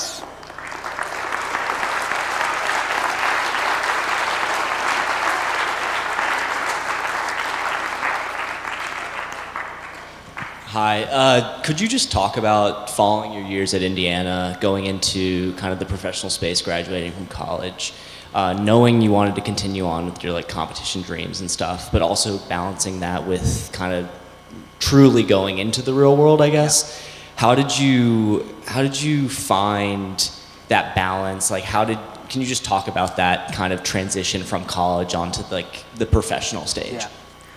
Okay, that's a great question. So how did I manage to find the balance? And you find it as you go. You kind of jump, you make the leap, and you kind of build the wings on the way down. But for me, I think it really started with my mindset going to when I first started running track in the first place, is that I am not solely an athlete. Sport is just another thing that I do. I happen to do it really, really well. I happen to be one of the best in the world at it, but it's just another thing that I do. And because of that, I came out of college. My focus was to have my career set, regardless of what track was doing. So that already set me on a path where I was applying. I wasn't just trying to get a menial job. I was applying to really cool internships, and I got to work at Apple headquarters for 3 months. And I ended up turning down the opportunity to move forward with that company because I wanted to chase my Olympic dreams. And that's where things got real, because that's when the rubber meets the road. And now I'm not just talking about, I want to go to the Olympics, but now I'm having to leave back a lot of lucrative opportunities. So to be, again, vulnerable and open with you about that, it led to me being very jaded and having a big chip on my shoulder for a very long time, because I had to work part-time. In my career path, I was a kinesiology major and fitness specialist. So I was personal training on the side, but I couldn't work a full-time job like Apple or at their wellness management or Verizon because I needed that time to train. So how I finally managed to make that a little bit easier for me was to stop thinking I had to do it all alone. I started involving my community. I don't know if that's me. It might be me. It might be me. Let's see here. All right, are we back? Are we back? Good. Yeah, man, we're back with the feedback again. Okay, so yeah, I had to start leaning a little bit more on my community, stop thinking I had to do everything myself. And that meant eventually I had to stop being embarrassed to ask for help. I remember a breakthrough season for me was 2014. I came out of college having jumped 51.11. The calendar year later, I jumped 53.6. And then the year after that, I jumped 54.10. And that was 2014. And when I jumped 54.10, that was the time I was ranked 10th in the world. And I had to ask my community, hey, I need to get to Europe over the summer. Started sending out emails. And lo and behold, I earned enough money from the help. Shout out to everybody who helped me out. Was able to get to Europe. And then my career kind of took off from there. So trust that you're more than an athlete, because the things that you do outside of sport will continue to progress you in life, and you won't have to solely rely on track, because that's not realistic at this present time. And then 2 is also, not be afraid to ask for help. That's really what it is. It's what it boils down to. Next. We got 2 over there. We'll get to you, and then we have 2 this way as well. Hi. So, when did you start dreaming for the Olympics, and what big steps did you take to get there? Okay. My dream for the Olympics probably started when I was my second year as a camper. So my first year I was just here. I was like, I want to be here because everybody else is here. This is summer camp. My second year was my junior year of high school. After my junior year of high school, I had jumped 48 feet, and I did not expect to do that. So automatically my mind goes, where's the highest I can go? So that was 2007, my junior year of high school. And what big steps did I take to get there? Honestly, it's a whole bunch of steps, but I think the main one was probably that conversation I had with Coach Davis in 2012, like January 2012. We had just won the Big Ten Indoor Championships at IU.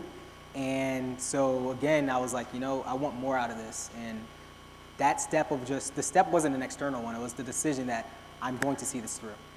That was the big one. Yep. We had one guy, was it you in the blue shirt? Lancer or something? Lancer Run Betcher? Yes. What was your first experience trying triple jump? I got beat by girls. No, I got smoked. I'm not even kidding. I jumped like 33 feet. It was at Massaponax High School on a Wednesday meet, and I got toasted. But then I got pissed off because I was like, I'm not gonna get beat by.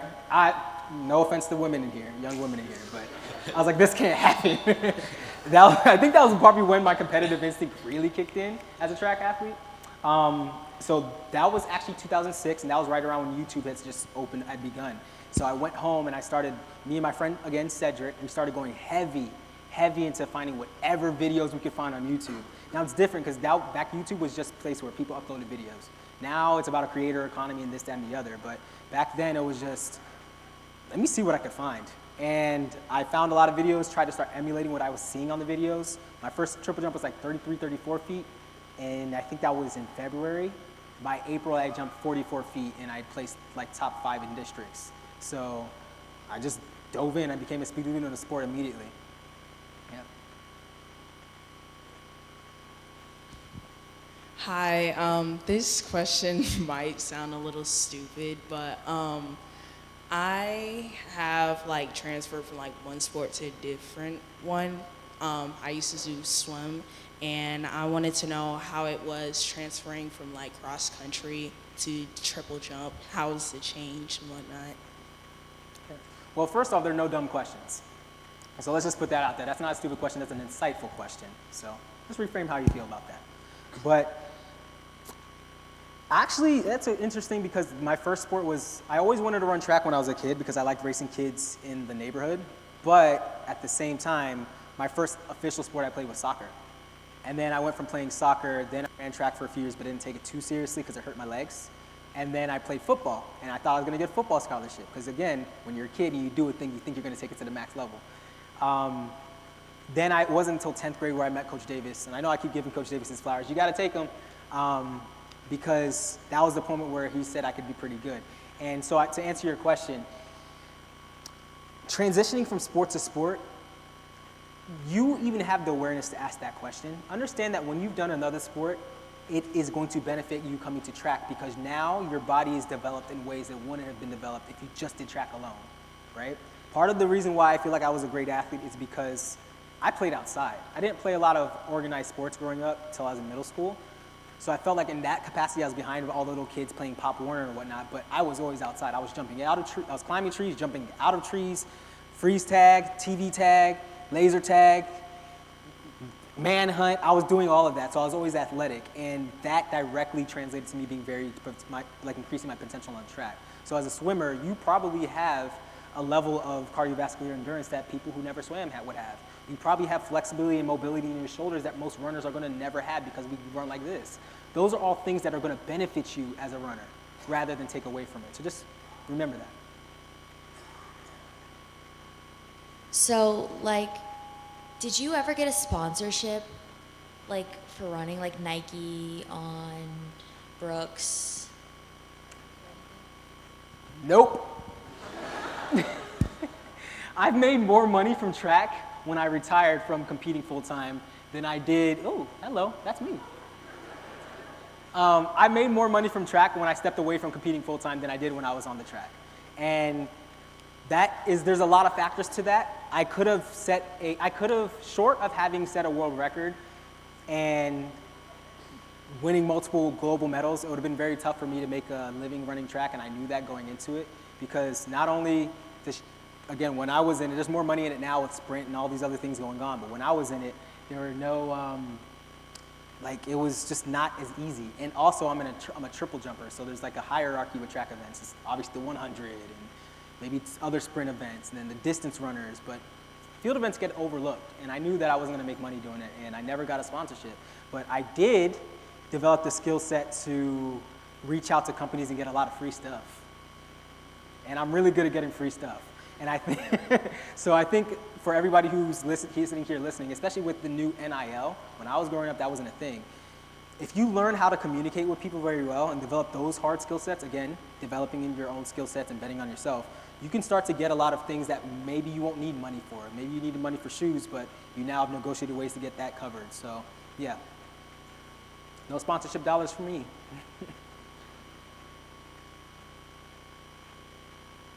Anybody else? Oh, I know there's people. Oh, we got one over here, all the way on the right, and then we got one over here. How are we doing on time? We're good? Okay. Do you have like a specific mantra when you could compete, training, when you're getting ready to go? Great question. I have a bunch that just kind of come up to me. At this point, we're going to go there, okay? At this point, I've practiced mindfulness and meditation to the point that I'm very good. I say this humbly.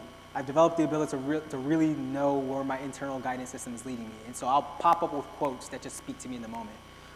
One of the ones that helped me through my hardest times in like between 2014 to 2016 was I will not be denied. Simple as that. Like if I'm here and I want something, nothing is going to get in my way of making it happen. And that carried me through when I was competing in Nigeria because we're going to tracks where I don't know if you, oh man, it's bad. Like the track would be lifting up, there are holes in it. Like big patches of concrete on the runway, then some asphalt, then a little bit of mondo, and I have to compete here. And every time I went to Nigeria, almost out of however many competitions I went to Nigeria, I think out of like 85% of them, I set a PB in atrocious conditions that other people came through and did horrible. Because I knew I wouldn't be denied. So that's the one that pops up to me now. There are a lot of others, but I think that's the one that I really think that's the first one that came to me and I really stuck with. Got one over here? We'll come back to you.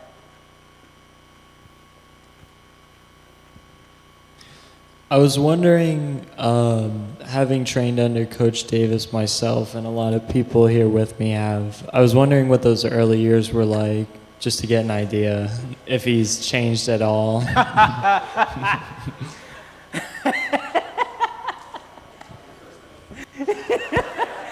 Duck your head now and leave. Has he changed? Yes. Was it different? Yes. Coach Davis, I love, man.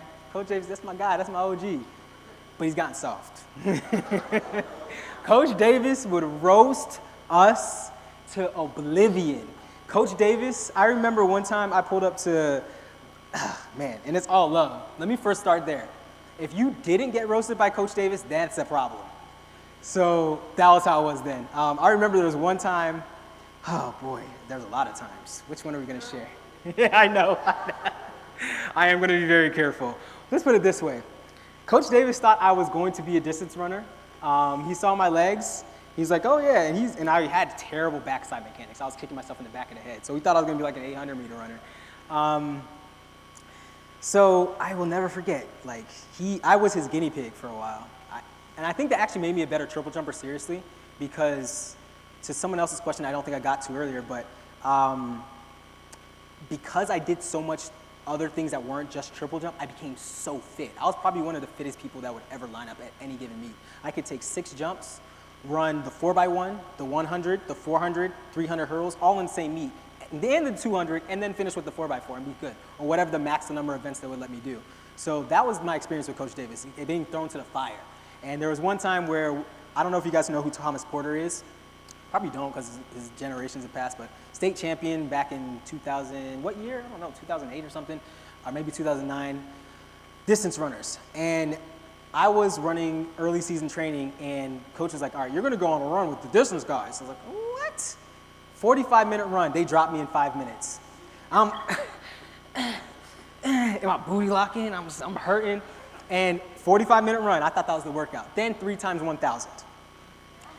And that just hurt. And that was when I was like, that was the first time I was like, yo, this man's crazy. And then sure enough, he realized that was not my lane, and we kind of moved more into the triple jump. But I will give Coach Davis his flowers once again, because even though he says he was not smart to put me in those events, he did make me really fit. And more importantly, I developed a level of discipline that I don't think I would have gotten from anything else. And also, he was smart enough to introduce me to Coach Skeeter Jackson, who ended up coaching me to go to the Olympics. Coach Davis needs to give himself more credit than he gives himself for. So let's give him a hand.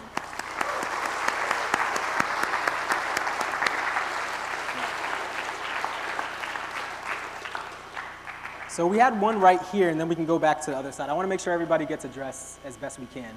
You guys still with me?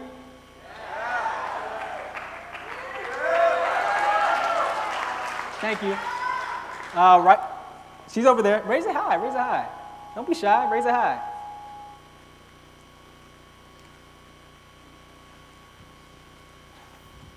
How did you deal with stressors of getting recruited and trying to run in college or do track? That's a good question. So for me, that was I always look back on it and I really think I could have done a lot more. I'm glad with where if I would have to do it again, I would go right back to IU.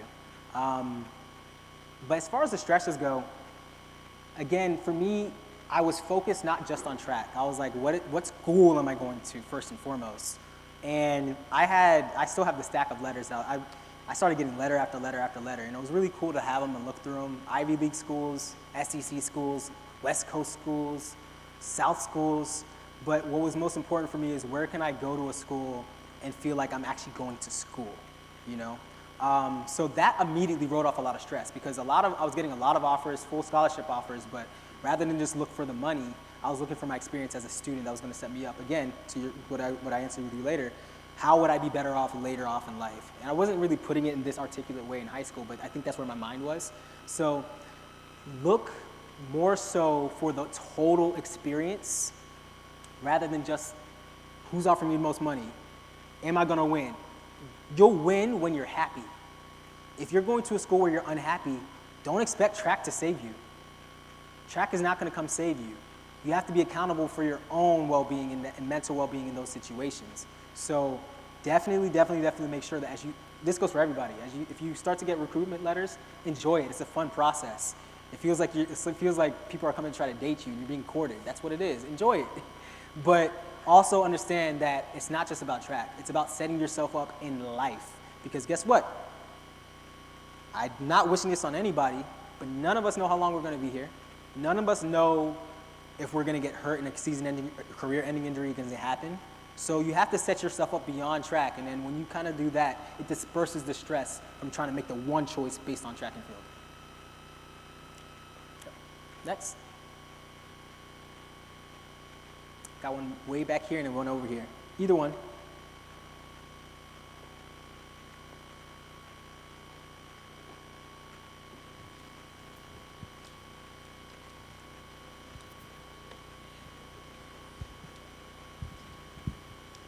So, what was your worst loss, and how did you deal with it? I got 2. One was in college, and one was, actually I got 3. I got one from high school, college, and pro. High school was interesting because it was also my highest triumph at the moment, but it was also my worst loss. It was my junior year of high school. I set another personal best in the state meet, jumped 48.2, and I was winning until the previous multiple-time state champion beat me by 2 inches.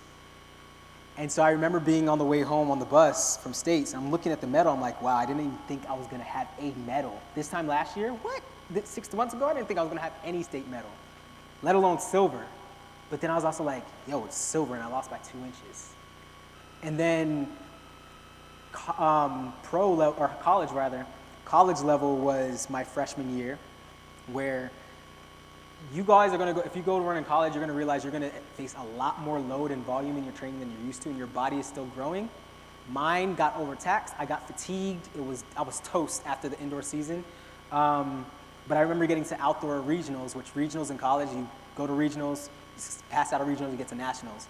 And I had an outside shot of making it to nationals as a freshman, but I was tired and I just wasn't able to perform. And I remember that was the first time I cried from a track loss. And then there was sophomore year where I missed out on regionals by 2 inches. Then junior year, I missed out on regionals or nationals by 2 inches again. So I guess you said I was a string. But then I made it to nationals in my senior year. I was twice All-American. And then pro was Commonwealth Games 2014. I was in Scotland.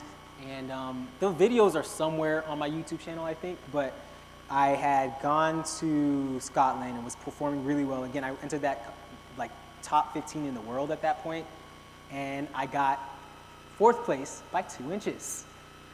And that was I was that close to having an international medal, and I strained my hamstring in the process. So it was insult to injury. And I remember breaking down on the track just ugly sobbing, but it is what it is. Yeah. Yep. One more. Got you over here.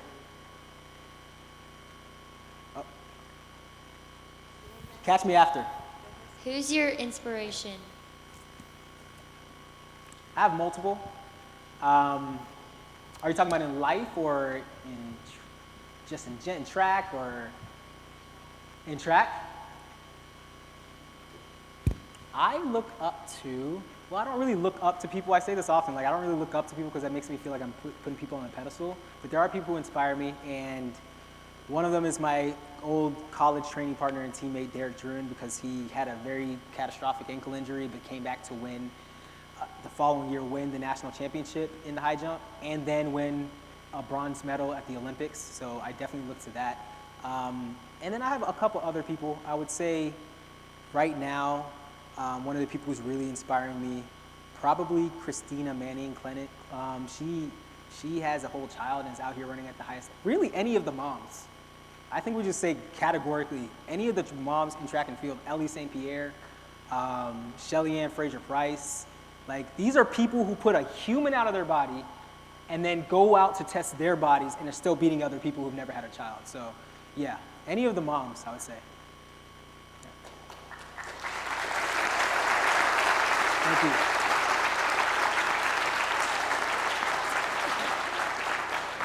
Love you, man. Is it? Yeah.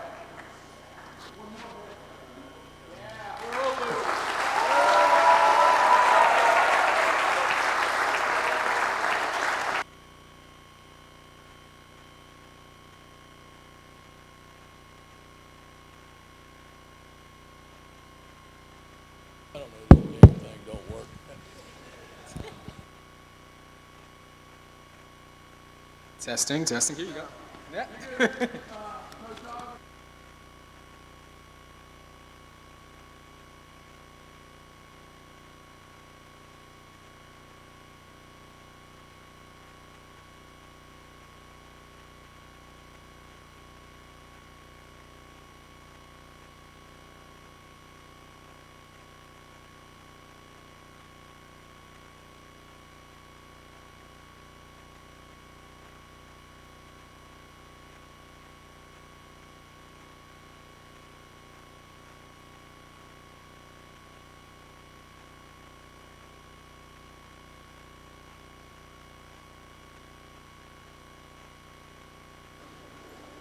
We on?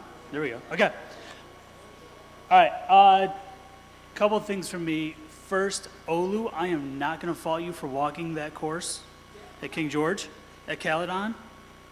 That was my second year coaching. I remember that course because we vowed to never take our team back there because the woods were so awful. Bridges that were half out and all kinds of stuff. So it was not a great course, period. Outside of that, right? So we have our winners from our team, our Spirit Day yesterday. We have two. Our first is our post from Warren Area High School. One of you, please come on up.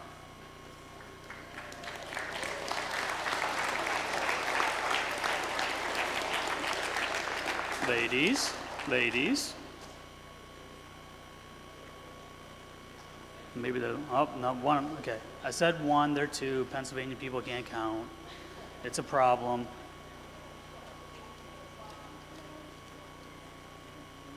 There you go.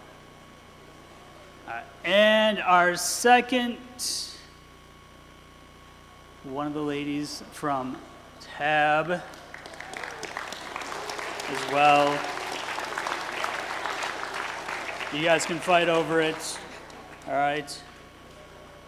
Our gift cards this year are coming from Chick-fil-A, and we have a couple Starbucks ones as well.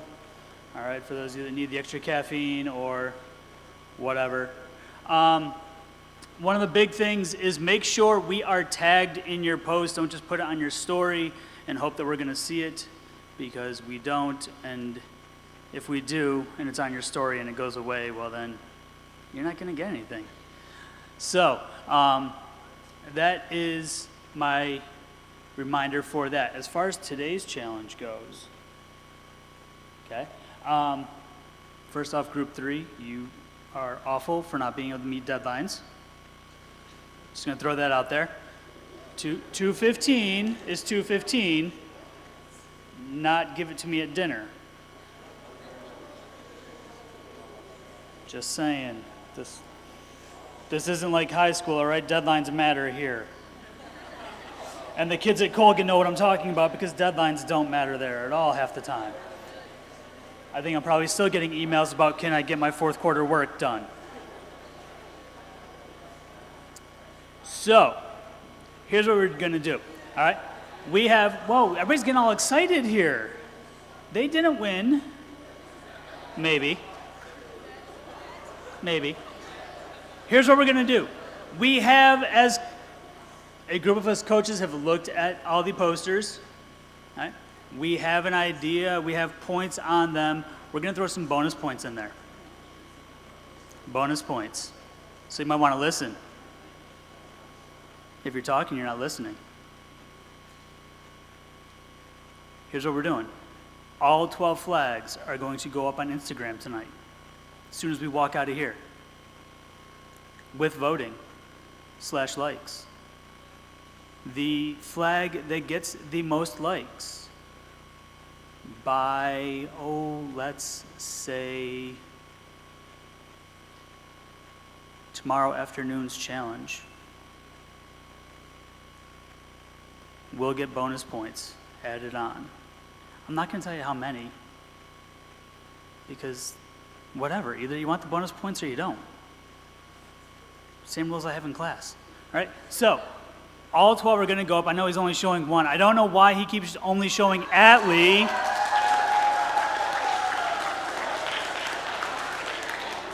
There we go.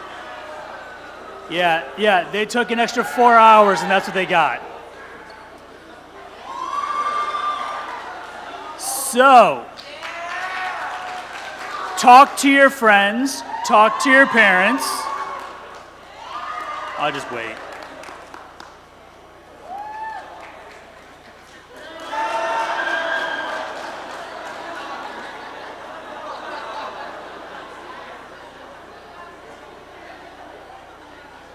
All right, so, again, they're going to go up on Instagram. The one that has the most likes will get the bonus points. Talk to your friends. If you don't have any friends, I don't know, buy some. Buy some likes, find some bots, whatever you got to do, okay? Let everybody back home know to go online and like it. If you ordered pizza, once we are done here, you can go get it. Coach Ireland, do we have anything else?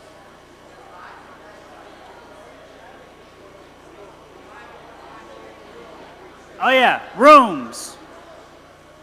Make sure you are in your rooms. What are we, 10:15? 10:30? All right, 10:30, you are in your room. Your room. 10:45, your counselors can come on, bang by the doors, and check to make sure you're there. So make sure you're there. That's all. Have a good night.